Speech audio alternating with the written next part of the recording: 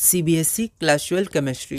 हमारा चैप्टर है बायोमोलिक्यूल्स और हम सीबीएसई के प्रीवियस ईयर क्वेश्चंस कर रहे हैं। हमारा टॉपिक है न्यूक्लिक एसिड्स। अगला क्वेश्चन है question number 78, assertion reason type question है। यह question CBSE sample question paper 2020 में 1 मार्क का पूछा गया था।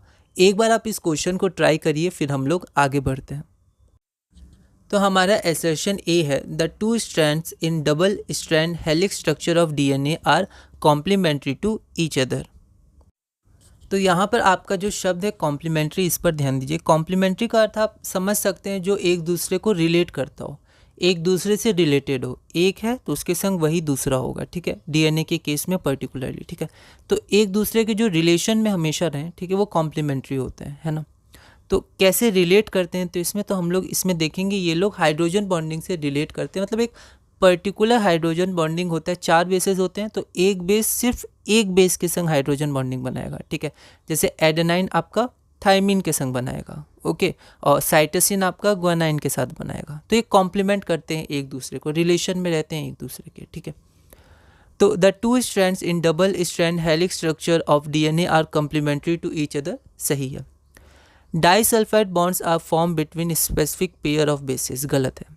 जो स्पेसिफिक पेयर रहते हैं एडेनाइन और थायमिन और आपका साइटोसिन और ग्वानाइन, ये हाइड्रोजन बॉन्ड से कनेक्टेड रहते हैं। रीज़न गलत हो गया, तो यहाँ पर ऑप्शन सी हो जाएगा जो जनरल रहता है आपका। Assertion is correct but reason is false और इनकरेक्ट।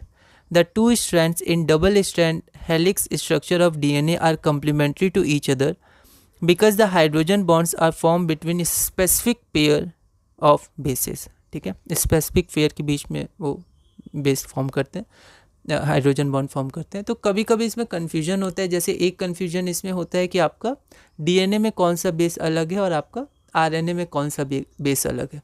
दूसरा कन्फ्यूजन होता है कि जो कम्प्लीमेंट्री बेसिस होते हैं कौन कौन से होते हैं। एडेनाइन किसके संग हाइड्रोजन बॉन्ड बनाता है, ग्वानाइन के संग, साइटोसिन के संग, ठीक है, किसके साथ, ठीक है, तो थायमिन के साथ बनाता है। तो ये सब ध्यान रखना है। तो इसके लिए ना आप खुद से आप एक स्पेसिफिक अपना नोट रखिए, ठीक है, चार्ट रखिए, है ना।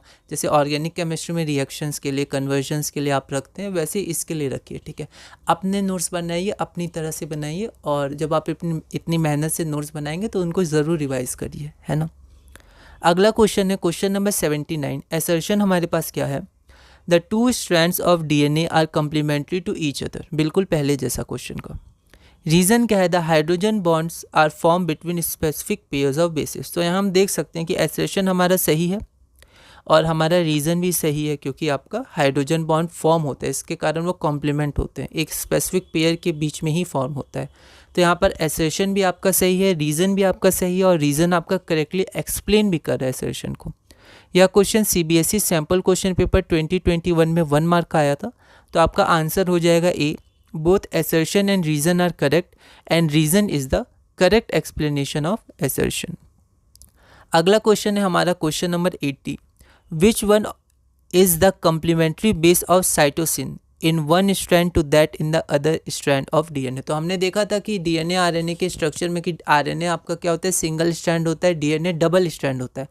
तो एक स्ट्रैंड में एक बेस, दूसरे मतलब एक स्ट्रैंड में बेसिस होंगे, दूसरे स्ट्रैंड में भी बेसिस होंगे।